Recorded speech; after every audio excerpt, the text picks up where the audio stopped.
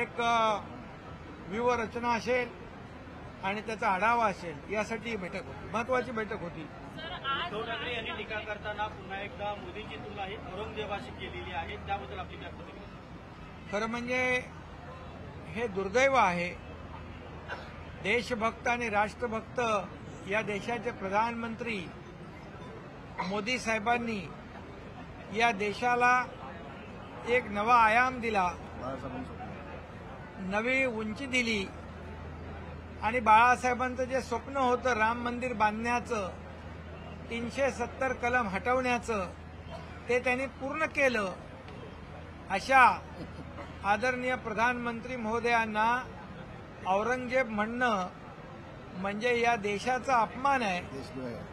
हा खरं म्हणजे प्रधानमंत्री महोदयाला औरंगजेबाची तुलना उपमा देणं हा देशद्रोह आहे आणि खऱ्या अर्थाने यांची निंदा करावी तेवढी थोडी आहे। कारण औरंगजेब वृत्ती त्यांनी दाखवली, कारण आपल्याला माहित आहे त्यांनी भावालाही सोडलं नाही, औरंगजेबाने बापालाही सोडलं नाही, नातेवाईकांनाही सोडलं नाही। तीच वृत्ती औरंगजेबी वृत्ती यांनी दाखवली या महाराष्ट्राला माहित आहे आणि म्हणून त्यांच्याकडून दुसरं काय अपेक्षा करणार।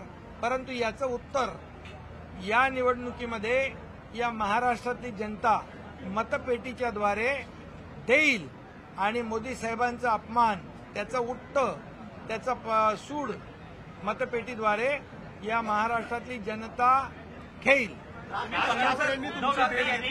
गृहमंत्री अमित शहा यांच्यावरती टीका करताना म्हटलं आहे की मणिपूरमध्ये त्यांनी शेपूट घातलेला आहे, त्यावरती काय प्रतिक्रिया?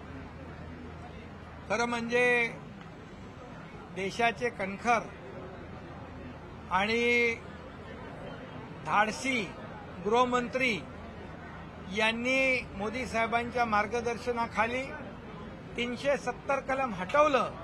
जे एक स्वप्न होतं किंवा स्वप्नवत वाटत होतं ते त्यांनी करून दाखवलं आणि